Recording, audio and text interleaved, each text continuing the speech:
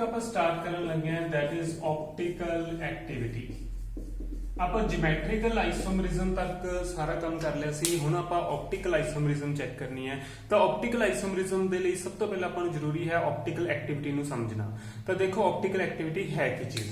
Optical activity ਦਾ ਮਤਲਬ ਕੀ ਹੁੰਦਾ ਹੈ ਕਿ ਆਪਾਂ ਲਾਈਟ ਦੇ ਉੱਪਰ ਜੋ ਨੇਚਰ ਹੈ ਸਬਸਟੈਂਸ ਦੀ ਉਹ ਆਪਾਂ ਚੈੱਕ ਕਰਨੀ ਹੈ ਕਿ ਲਾਈਟ ਦੇ ਉੱਪਰ ਕਿਸ ਤਰੀਕੇ ਨਾਲ ਇਫੈਕਟ ਪੈ ਰਿਹਾ ਸਬਸਟੈਂਸ ਦਾ। ਠੀਕ ਹੈ, ਐਕਸਪੈਰੀਮੈਂਟਲੀ ਅਗਰ ਆਪਾਂ ਦੇਖੀਏ ਤਾਂ ਕੀ ਹੁੰਦਾ ਹੈ ਕਿ ਆਪਣੇ ਕੋਲੇ ਕੋਈ ਵੀ ਇੱਕ ਲਾਈਟ ਸੋਰਸ ਹੈ, ठीक है, एक बल्ब है कॉमन। तो लाइट सोर्स जो है इस दे विचों हर एक डायरेक्शन दे विच जो रेडिएशंस जांदियां लाइक इस तरीके नाल हर एक प्लेन दे विच रेडिएशंस जा रही हैं। ठीक है, आप इस दे ऊपर एक फिल्टर लगा देने हुंदे हैं ताकि अपने कोले सिर्फ एक प्लेन वाली ही जो लाइट है वो पास करे। ठीक है, तो जो सिंगल प्लेन वाली लाइट हुंदी है that is called plane polarised light. अच्छा, प्लेन पोलराइज्ड लाइट जो अपने कोले बन गई इसनू आपां अपने सबस्टांस दे विचों पास करना हुंदा है।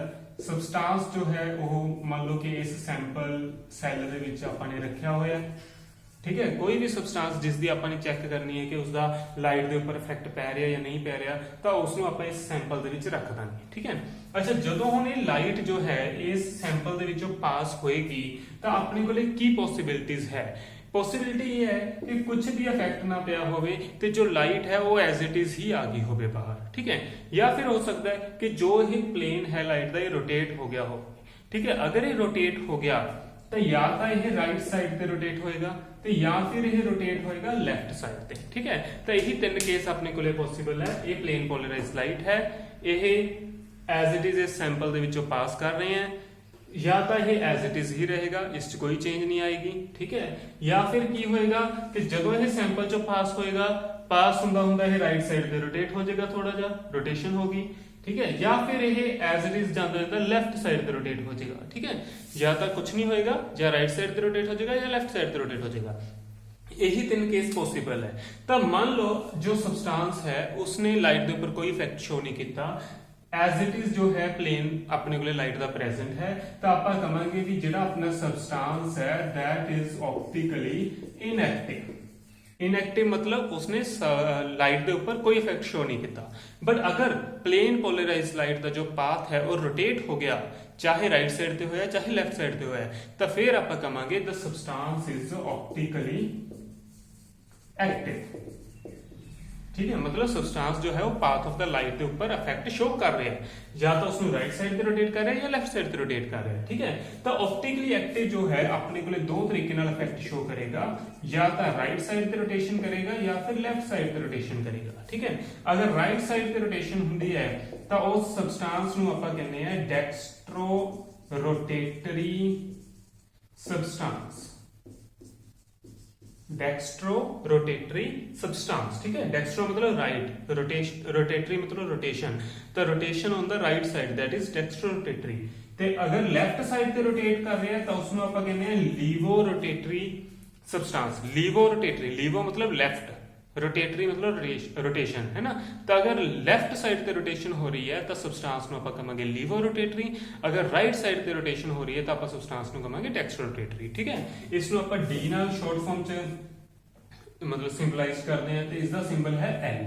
ठीक है, या फिर इसको प्लस लिखा जाता है तो एल नूं लिखा जाता है माइनस। ठीक है, तो इस तरीके नाल तुसी कोई भी सिंबल जो है वो यूज कर सकते हो। तो ये सारा कंसैप्ट है अपने कोले। हुण आपां ये तां एक एक्सपेरिमेंटल कंसैप्ट है, आपां थ्योरेटिकली देखना है कि अपने कोले जो भी कोऑर्डिनेशन कंपाउंड दिता होया है कि वो ऑप्टिकली एक्टिव होएगा या फिर ऑप्टिकली इनएक्टिव होएगा, है ना।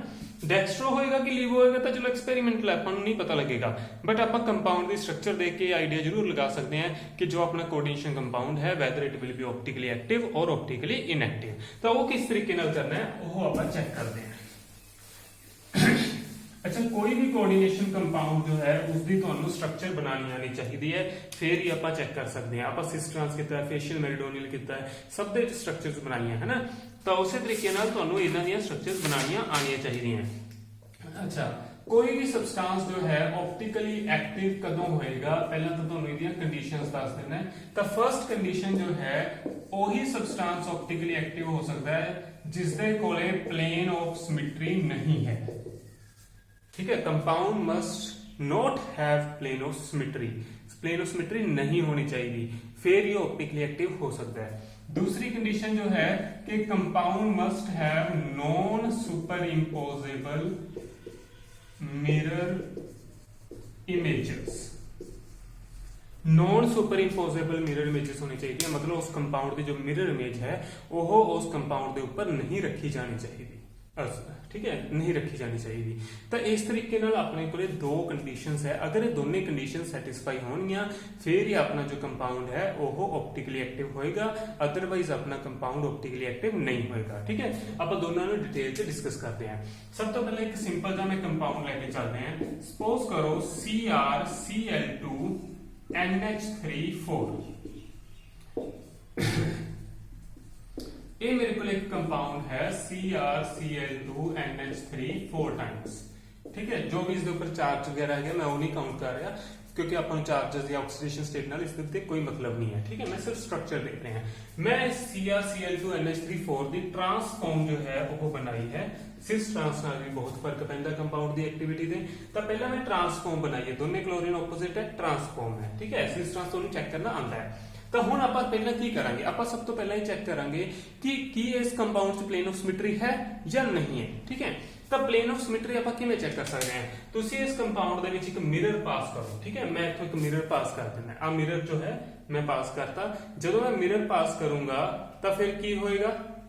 देखो मिरर पास करता मैंने, जो मिरर पास किया मिरर दे विच क्लोरीन चला गया, क्रोमियम चला गया, एक क्लोरीन भी चला गया। इन्हां नूं छोड़ दो, जो लेफ्ट साइड ते राइट साइड दे ग्रुप्स बचे हैं तुसीं उन्हां नूं चेक करो कि वो सेम है, एक दूजे दे मिरर इमेज हैगे।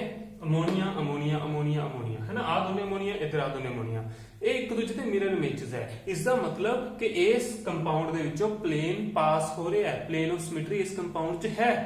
ठीक है, अगर इस प्लेन ऑफ सिमेट्री हैगी है तो इसका मतलब यह कंपाउंड जो है that will be optically inactive, क्योंकि अपनी कंडीशन की है, अपनी कंडीशन है compound must not have plane of symmetry, plane of symmetry नहीं होनी चाहिए, बट इसको तो है, अगर है तो फिर ऑप्टिकली एक्टिव नहीं हो सकता। ठीक है, अच्छा सपोज करो इतने अमोनिया की जगह पे एक साइनाइड आ जाता।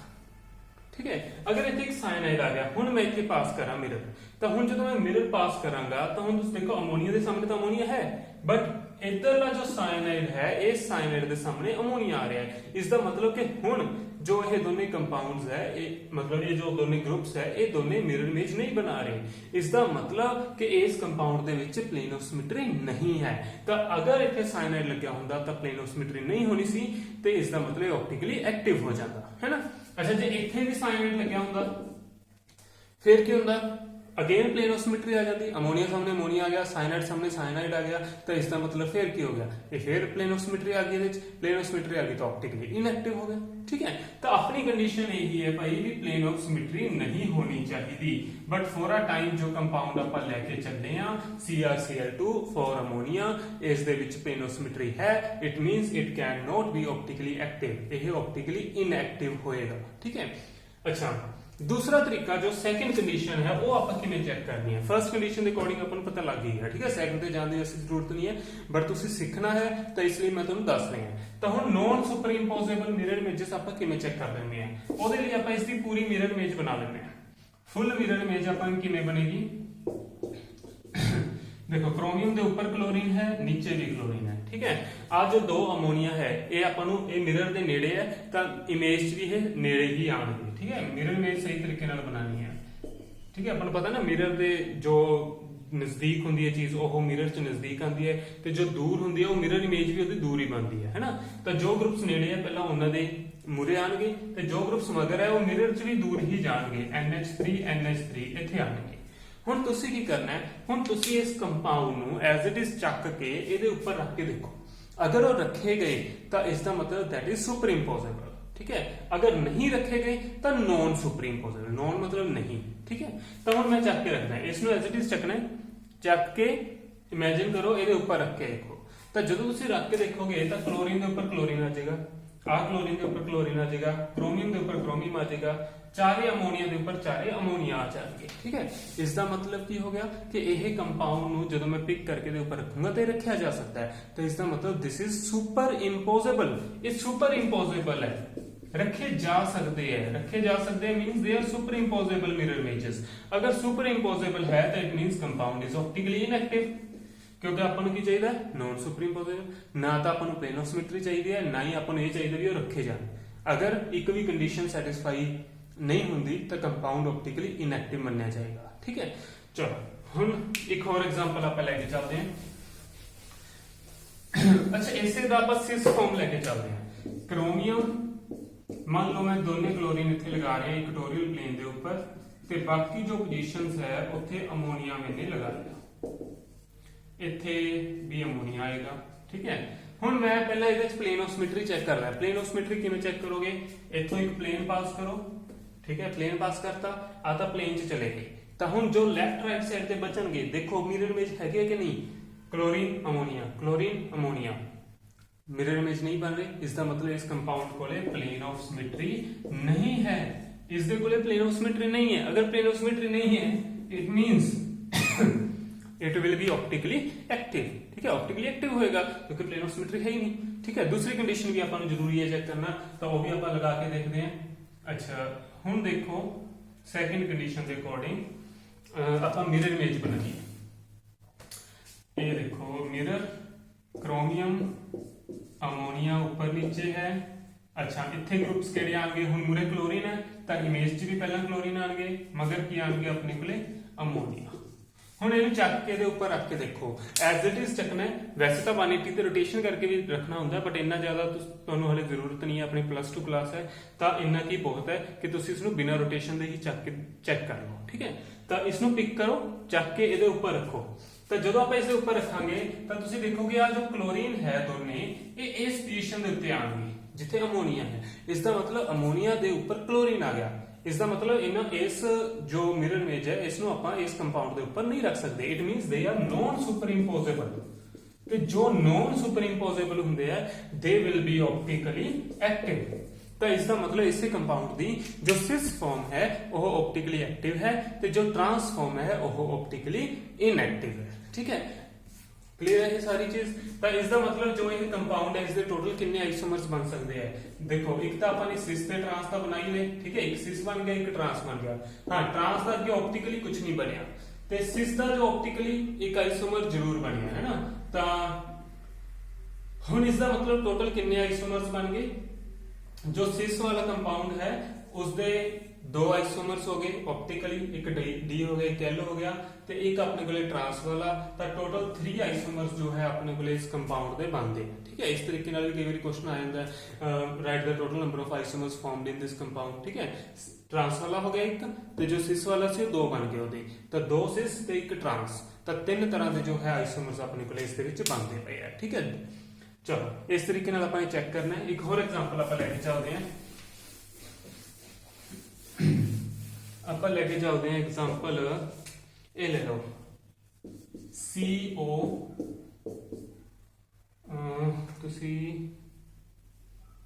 हाँ ये ले लो EN थ्राइस कंपाउंड है अपने को COEN थ्राइस। ठीक है, इथिलीन डाइअमाइन। इथिलीन डाइअमाइन तो पता ना नाइट्रोजन ग्रुप होता उस डोनर।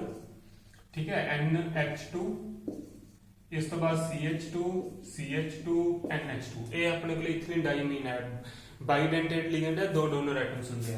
अच्छा इन्हां दोनों को भी आप कंबाइन कर दिए, CH2 CH2 NH2 NH2 ये भी दोनों कंबाइन कर देने हैं, NH2 NH2 CH2 CH2 ये बना लिया, सिखा चुके मैं ਤੁਹਾਨੂੰ है ना सारियां।